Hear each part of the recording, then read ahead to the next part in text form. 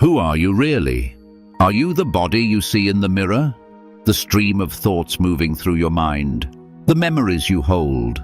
The roles you play? The name others call you by? If all of these changed tomorrow, would you still be you? Buddhism teaches that what we call the self is not a fixed, solid entity, but a constantly shifting process, a collection of conditions coming together, moment by moment. Yet most of us live as if there is a permanent me, something unchanging to protect, prove, and perfect. And this illusion, subtle but powerful, is the root of so much quiet suffering. Today, we'll explore why the self you believe in may not be as real as it seems, and how loosening your grip on that self can open the door to a freedom deeper than you've ever known. Let's begin. 1. The constructed self, a story woven from moments. Close your eyes for a moment. Notice a single thought. Perhaps it says, "I am listening." Another thought might arise, "I am curious. I am learning." Each of these feels personal, as if there is a solid I behind the words. But look closer. Can you find the one who thinks? Or is there just thought arising and passing like clouds in a vast sky? Buddhism calls this investigation anatta, the teaching of not self.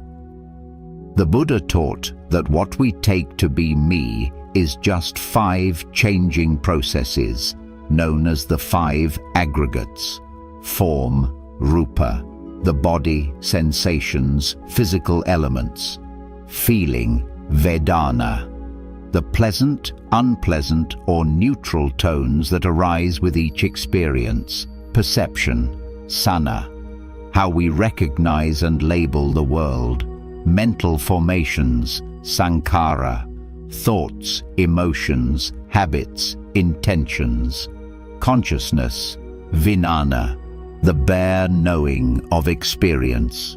None of these aggregates, by themselves or together, can be found to be a solid self. They are like a river, always flowing, never fixed, and yet the mind stitches them together into a continuous story. This is me. This is who I've always been. This is who I must protect. This story becomes our anchor, but also our prison. 2. How clinging to self breeds suffering. Why does this illusion matter? Why not simply enjoy our sense of identity, even if it's not ultimately true? Because when we believe in a fixed me, we inevitably begin to cling to the body, fearing its aging, illness, and death; to our beliefs and opinions, feeling threatened when others disagree; to our roles and titles, terrified of failure or loss; to our past and future, weaving endless stories to preserve our image. This clinging breeds subtle anxiety, fear, and a restless drive to control what cannot be controlled. The Buddha compared it to holding a burning torch against the wind. The harder we grip, the more we suffer. In truth, everything we identify as me is impermanent. The body changes, thoughts arise and dissolve, emotions shift like weather. The people who affirm our identity will someday leave, or we will. When we cling to something so unstable, suffering is inevitable. 3. Seeing through the illusion, a practice of direct observation. So how do we loosen our grip on this elusive sense of self without falling into confusion or despair? How can we explore the profound Buddhist teaching of anatta, no self, not just as a philosophical idea, but as a direct, lived experience that transforms how we see ourselves and the world? The answer lies in the practice of direct observation, a fundamental method in Buddhist meditation that invites us to step back and simply witness our experience as it unfolds. This practice helps us recognize the transient and impersonal nature of what we usually identify as I or me. Begin by sitting quietly in meditation. Close your eyes gently and bring your attention to your body. Notice the natural rhythm of your breath, the gentle rising and falling, the coolness as you inhale, the warmth as you exhale. Don't try to control the breath, just observe it. As you observe, thoughts will arise. Perhaps you notice a thought like, "This is boring," or "Am I doing this right?" Don't judge or push them away. Instead, gently observe these thoughts as well. See them as mental events passing through your awareness. Now, ask yourself some simple but powerful questions. Where is the thinker? Where is the owner of the breath? Can you find a fixed, unchanging self behind these passing experiences? Chances are, you won't find a solid entity behind your thoughts or sensations. Instead, what you discover is awareness itself, a vast, open space in which sensations, emotions, and thoughts arise and fade away.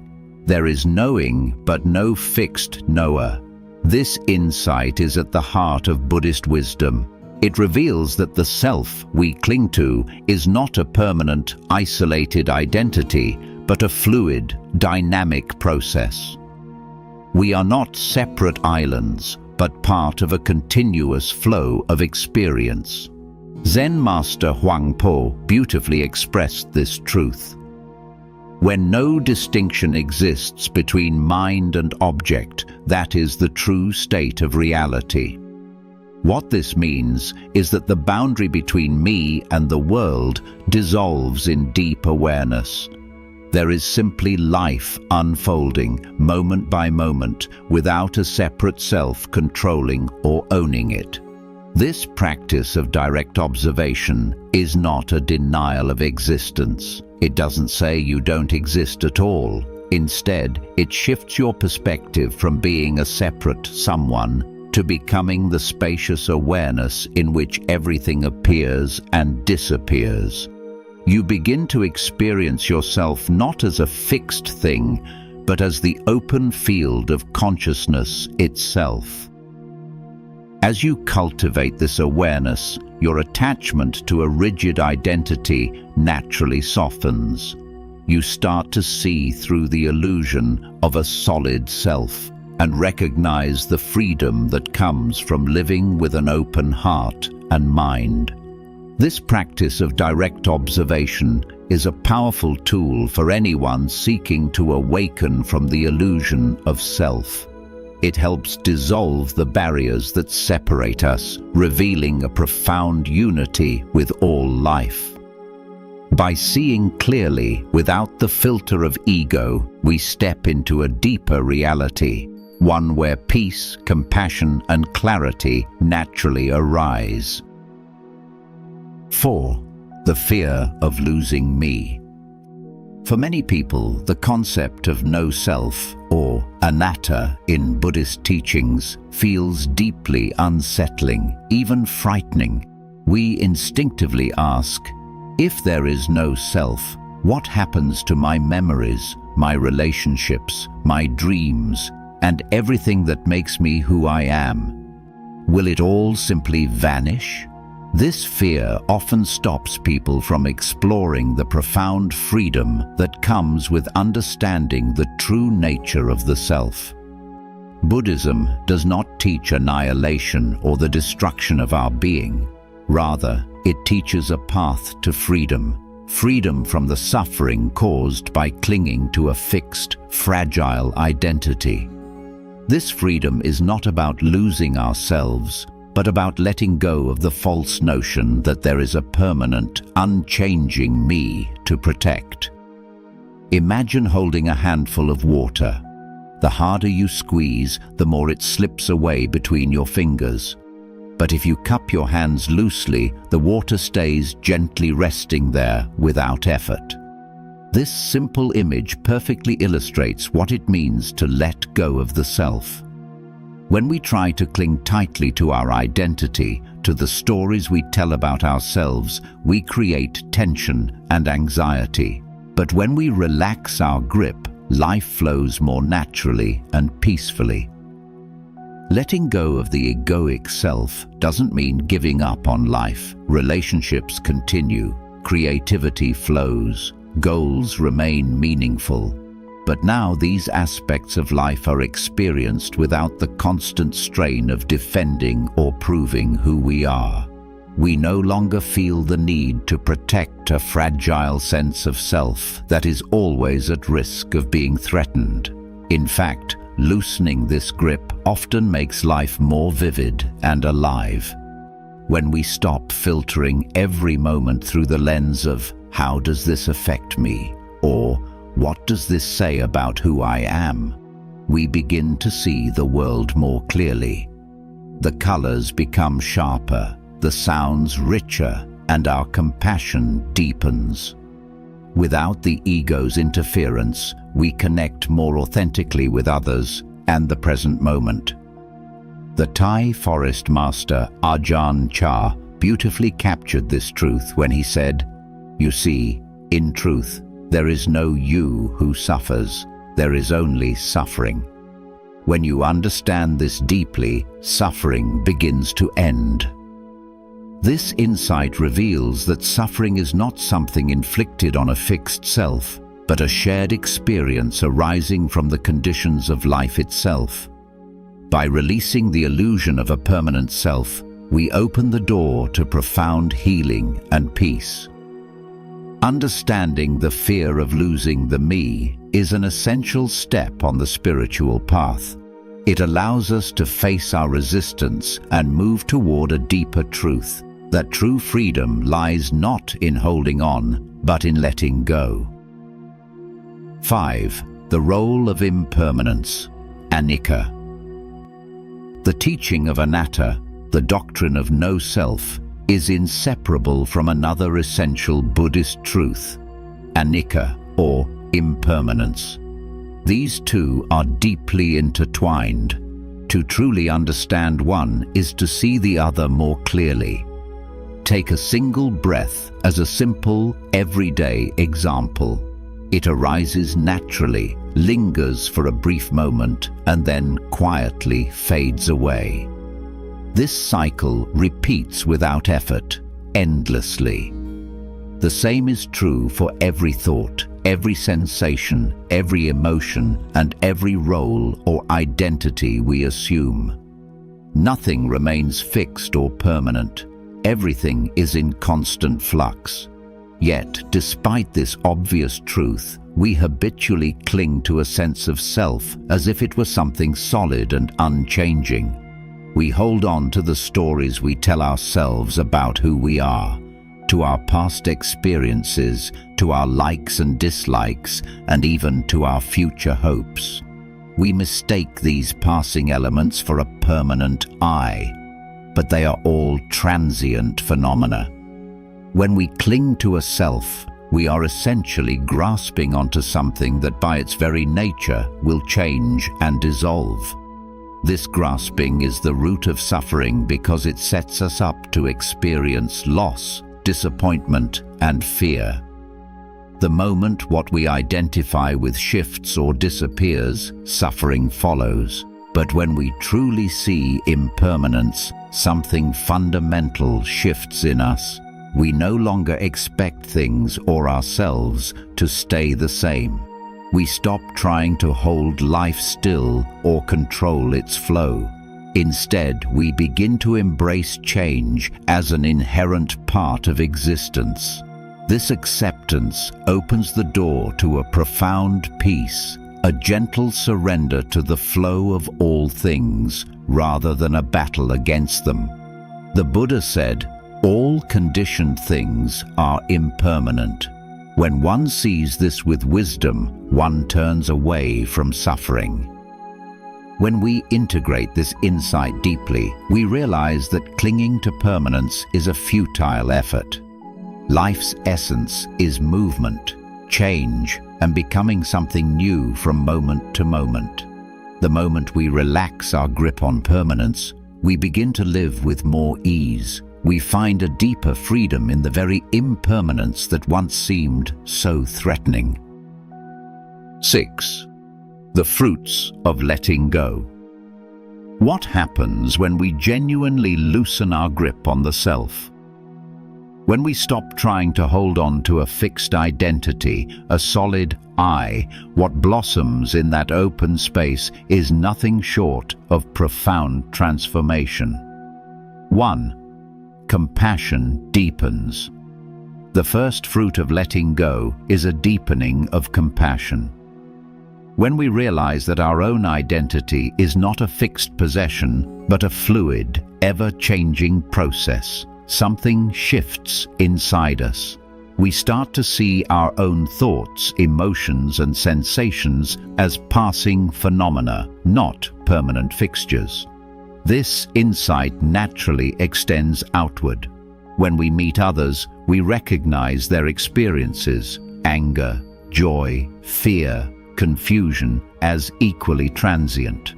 They too are caught in the dance of arising and passing away. This understanding softens judgment. Instead of labeling someone as angry or difficult, we see a person temporarily overwhelmed by suffering or joy. Buddhist teachings emphasize metta, or loving kindness, and karuna, compassion. These are not abstract virtues, but arise spontaneously when we perceive the impermanent, interconnected nature of all beings. Seeing that everyone carries the weight of impermanence fosters empathy. We begin to respond from a place of kindness, patience, and forgiveness rather than reactivity or criticism. 2. Fear softens. Another profound change is how fear, especially fear of death, loss, and change, begins to soften. Much of human fear stems from the illusion that there is a fixed self that can be threatened, harmed, or destroyed. But when we understand that the self is a process, not a permanent entity, the idea of annihilation loses its sting. There is no solid I that can be obliterated, only the natural flow of conditions arising and passing away. The Buddha taught that clinging to the idea of an unchanging self is the root of anxiety and suffering. But by loosening that grip, we start to meet impermanence not as an enemy, but as the very nature of reality. This doesn't mean indifference or resignation. It means freedom from the paralyzing fear that comes from trying to hold on to the unholdable. 3. Presence becomes effortless. When we stop constantly maintaining a self-story, the narrative of who we are, what we should be, and what we must do, presence becomes effortless. There is a simple, profound peace in just being here, breathing, listening, alive without the burden of becoming or defending a fixed identity. In Buddhist practice, this state is sometimes called mindfulness or bare attention, the ability to rest fully in the present moment without distraction or judgment. Without the noise of self-referential thoughts, we experience life more directly and vividly. Every moment is fresh and alive, no longer filtered through the lens of I and mine. 4. Freedom arises. Ultimately, what emerges from the space of letting go is freedom. The Buddha named this freedom Nibbana, or nirvana, the extinguishing of clinging, craving, and the suffering they cause. Nibbana is not some distant, unreachable goal. It is available here and now. In each moment, we release the grip of I, me, and mine. This freedom is like the sky, vast, open, unconfined. When clouds of clinging and identity dissolve, what remains is the clarity and peace of our true nature. The Diamond Sutra, one of the most profound Mahayana Buddhist texts, beautifully captures this teaching.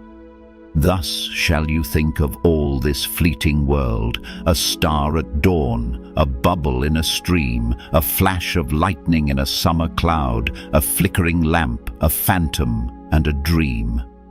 This imagery invites us to see the world and ourselves not as solid and permanent, but as luminous and ephemeral. When we recognize the dreamlike quality of the self, our grasping softens naturally. We stop clutching tightly to identities, achievements, or fears.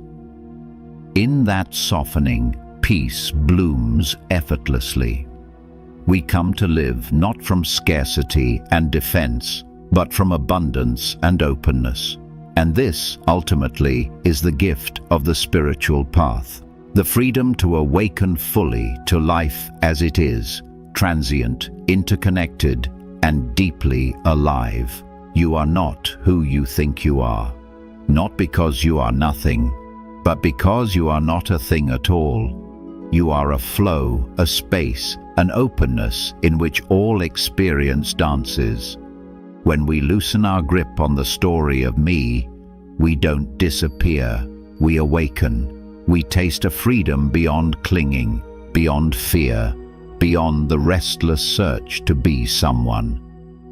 So sit, breathe, watch the river of your experience, and notice there is life here, radiant and free, even without a fixed self to own it. Let yourself rest there. If this reflection spoke to you, consider liking, subscribing, and sharing this with someone seeking peace on their path. Thank you for being here.